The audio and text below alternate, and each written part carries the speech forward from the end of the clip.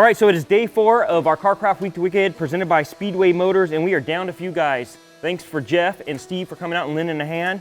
It's just down to the Speedway guys and us MotorTrend fellas, and we still have a car to build, so 2 more days of that. I think today we're gonna jump into more wiring. Christian's down there already. Joe's inside the car doing interior stuff. Sooner or later, we're gonna get it off the lift so we can do the steering column and a bunch more things. So vacation is over, now that the 2 guys are gone, and it's time for us to kick it in high gear.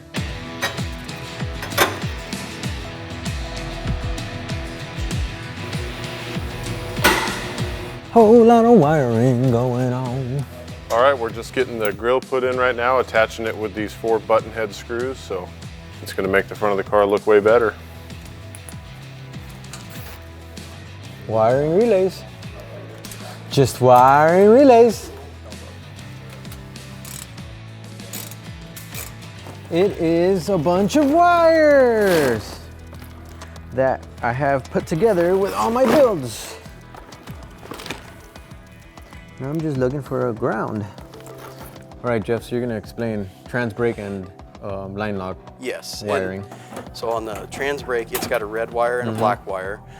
Black wire can go direct to ground. Okay. So there's your solenoid. That one, you're gonna wanna ground.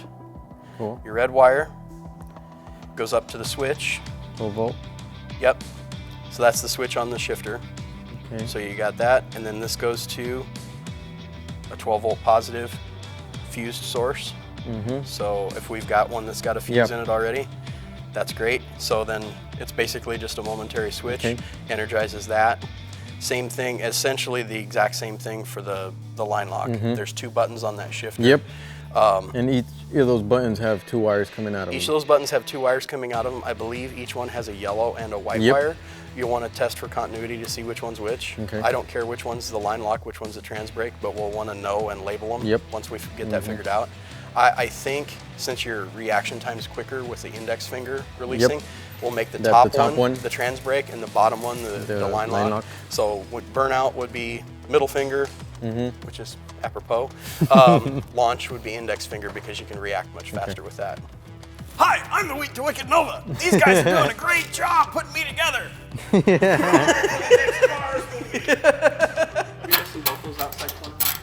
Yeah. Getting our AFCO shocks put on the front here. The shocks that come in the kit are just fine. They're a standard shock. This is gonna give us a little bit more adjustability though to dial in our compression and rebound. So let's get them put on here.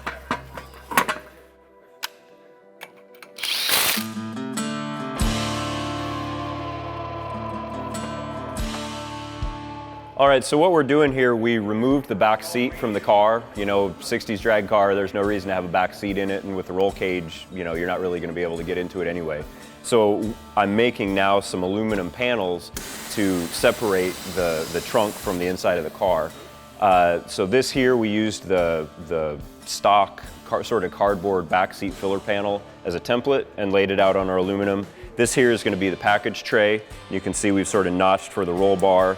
You know, it's a lot easier to do this kind of thing if you start with a paper template. You know, paper's a lot cheaper than aluminum is. So we made it out of paper, fit it all to the car, fit it around the roll cage. And so now I'm just marking it out on this aluminum, and we'll trim it, bend it up, and screw it in place, and it'll look like a race car.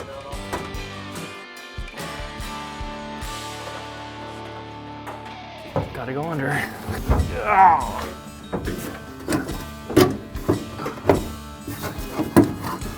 Looks all right to me.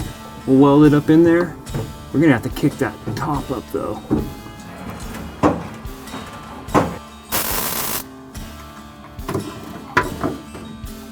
Well, it's not coming out now. Oh. Getting my steering column ready to get thrown in the car. Just gonna freaking go like this and just toss it in it. Ow! Getting this mounting steering column mounted. I'm getting chips of metal in my hair, like that one. So we're just putting the window felt in here. You kind of just pinch it together and push it up into the track. That way the window doesn't vibrate around and hit the metal door frame.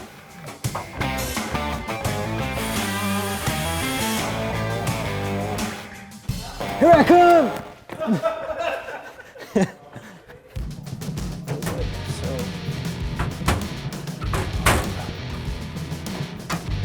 All right, so I'm gonna lock down my set screw, put some Loctite on there, and then we got our nut that goes right over it just to ensure it even more.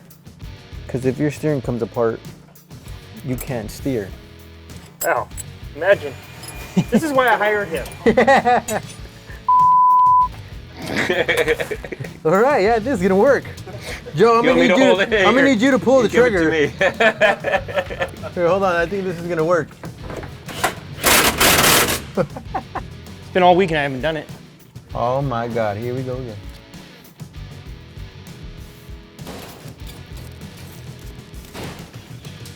Too much for me, I gotta stop.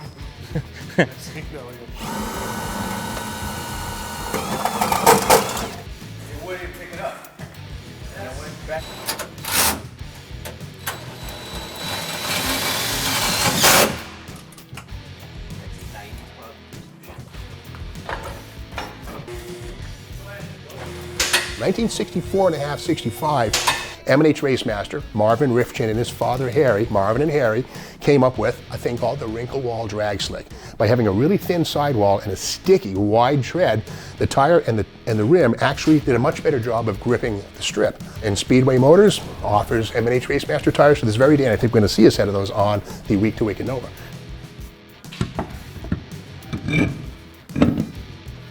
Oh yeah.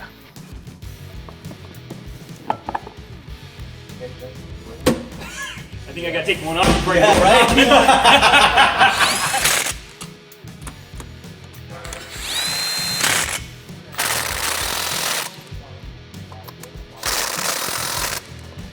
We opted to go with the 28x9 Racemaster slicks, which are an extremely tight fit on these cars, but we've got adequate clearance into the fender well and through the section width of the tire for drag racing purposes. This tire will grow this way, but it shouldn't ever grow widthwise.